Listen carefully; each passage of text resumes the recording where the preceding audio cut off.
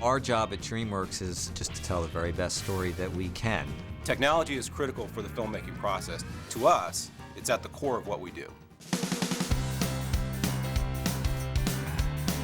In the beginning of Over the Hedge, we had no idea if we'd be able to come up with the film that we had envisioned technically. We were asking for a lot. I mean, we have furry animals walking through foliage in the woods, in environments that have to have a realistic light bouncing around. We wanted backlit fur gleaming in the morning sun, and we wanted leaves being hit by the sun and reflecting a certain amount of light and light quality. I personally had no idea if we'd be able to pull it off.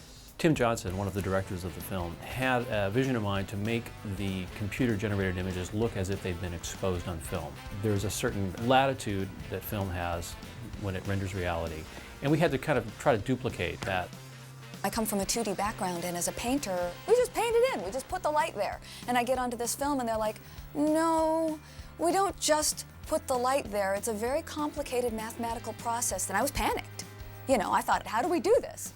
Much like a cinematographer will craft with his instruments and his lights, we do the same thing in the computer. There really is kind of a painterly aspect to what we do, where we literally paint with lights to create the subtle variations in tone and color. And that really is done on a light-by-light basis by the artist.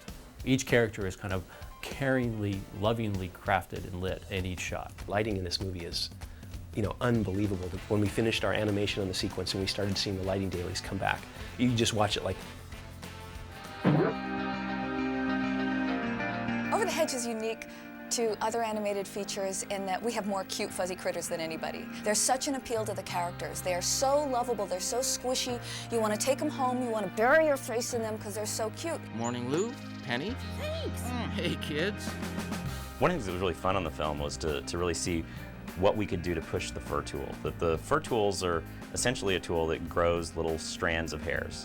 And we use that, we push that all the way from a porcupine quill to the very fine fur that you see around the animal's faces, like around Hammy's eyes and so forth, which is almost a velvety feel. Shots like, as they'll call it, a Hammy transformation shot. I am a crazy rabbit squirrel. Where RJ sort of takes Hammy and turns him into Rabbit Hammy.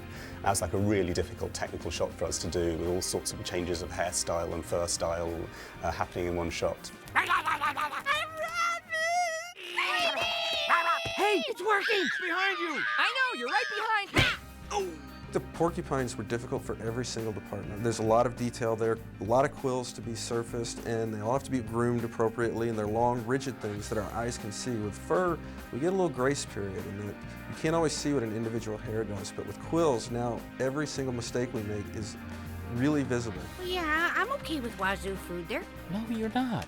The tail is tingling. Oh. Animals that hug has probably been our really biggest challenge. We had this scene, and Andy raised his hand and he said, I noticed there's a lot of hugging in this scene.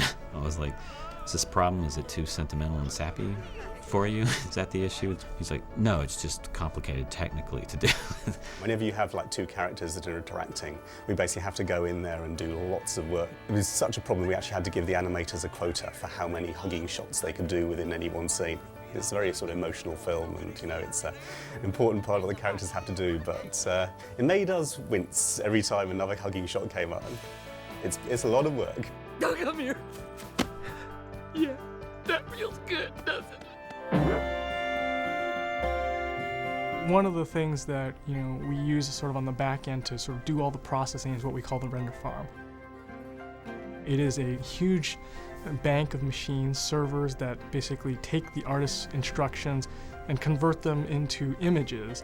These characters have 1 million strands of hair on their bodies, and to render that all out just takes time and processing power. We were having to do everything we could to kind of streamline that process so that renders didn't take 3 days to come back, because you need to do your animation, you need to fire off a render, you need it to come back as soon as possible so you're seeing it at the highest resolution to find out if the performance is working, if the glint is in the eye, you know, all that stuff that you can't see in the tool set that we have for animating. I want my spuddies. I love those things. We couldn't tell the stories as visually exciting as we are able to do today with the level of innovation and creativity were it not for the partnerships of HP and AMD. We really don't have to worry a lot about the technical limits. Almost any good idea in story, there's a way for us to execute. What we really pushed on Over the Hedge was the artistic vision, executing that in the best way we can.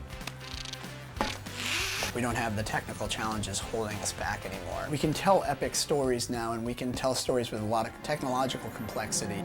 As we move on to newer films, finding ways to take that technology to a level where it's facilitating the story is the real challenge. At DreamWorks Animation, we really have a mandate to push the state of the art, to really be at the forefront of what is possible.